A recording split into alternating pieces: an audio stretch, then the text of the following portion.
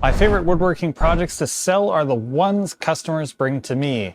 With nerd culture and shows like Stranger Things making tabletop games more popular again, a new idea slid into my DMs. A custom wooden dice tray lined with mouse pads. It should be a simple build, super satisfying, and honestly, it's kind of genius. This might be a great project for you to sell too, so let's make it. Stick around to see how much I sold each one of them for. We're making 5, just using mouse pads off the internet that they picked, and some scrap strips of walnut. Let's get into it. So I have 4 walnut strips. They're already at a uniform thickness, so they're parallel, but I need to run them all this way. Okay, I got a quick question for you guys. Have any of you used ISO tunes? If you can let me know if they're any good, because these earplugs are getting a little tiring, and I just want something better.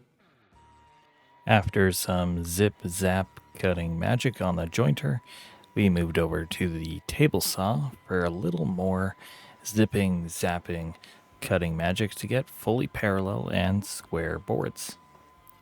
I'm thinking of giving Harvey more of my money for the Big Eye fence to give them another chance. What do you guys think? All right, so we're going to be making hexagons, which is 6 sides, and we're going to be using it on the right side. This is the miter set. It's a pretty neat tool if you have a lower end one. Now, I believe it's 22.5 degrees for 6 sides, but essentially you'll set 1 in this side, 0, and if I want 6 sides, I go to the 6. I believe that's what I want. Set it inside your slot here, and you loosen up your thing, make sure it can spin freely, and you push it up against these pins. I have it set to 30 degrees, then you can just lock it in place. Very cool tool, very good if you have a not so great miter gauge. This one's actually really good. Because we're doing a 8-inch hexagon, doing the math, each side needs to be 4 inches, and that should have a 8-inch point-to-point hexagon. Now, time to do some math. 8-inch circle. I'm using a piece of scrap to get my dimensions dialed in so I can set up a stop block. First ripping the end, then measuring 4 inches, striking my line, taking nibbles until I get to my line. Then I clamp my stop block down using my test piece as a reference. I then test to make sure it's a good fit, and it's perfect. Next, I cut my walnut strips to more manageable 13-inch long pieces, and then with some more zipping and zapping, I cast perfect cut and cut all 30 pieces, counting my fingers here and there to make sure I didn't lose any. And I did a quick dry fit, checked if the mouse pad would fit, and now it's on to dado grooves. Okay, I'm going to set mine to 1 inch and 3/8.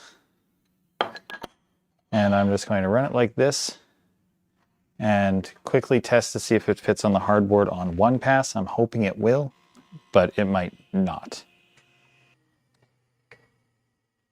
Perfect fit. This is going to be so much easier than I thought it would be. Okay, so there will be 2 grooves. A deeper groove will have the hardboard inset, and then there will be a shallower groove that the mouse pad will be in.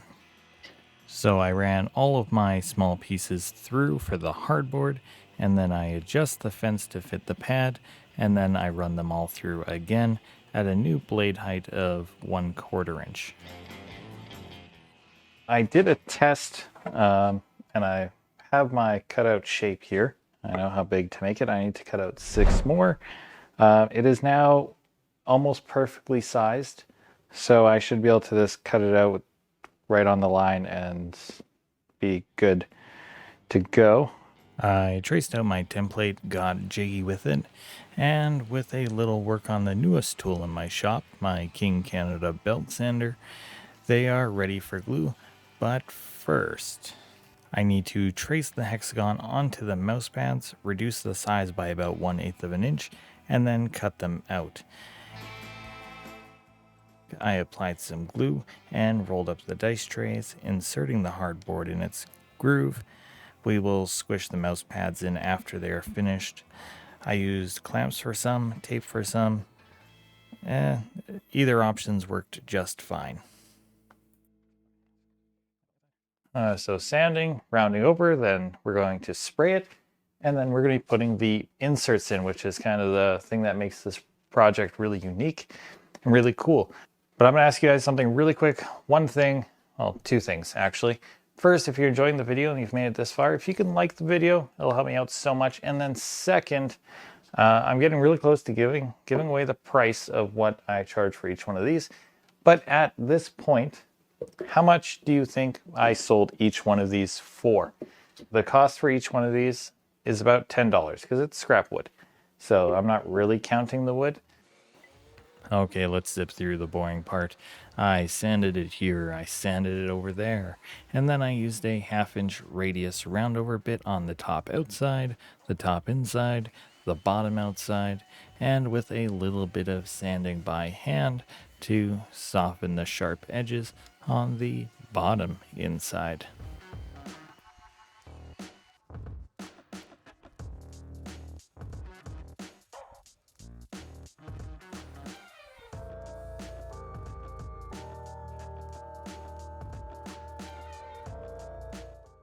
And now, let us spray.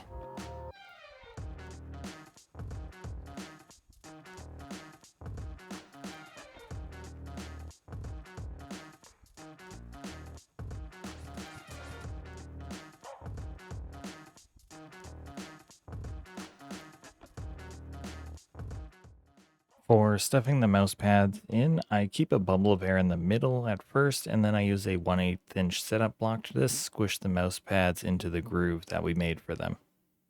Okay, so for the price, I sold each one of these for $60.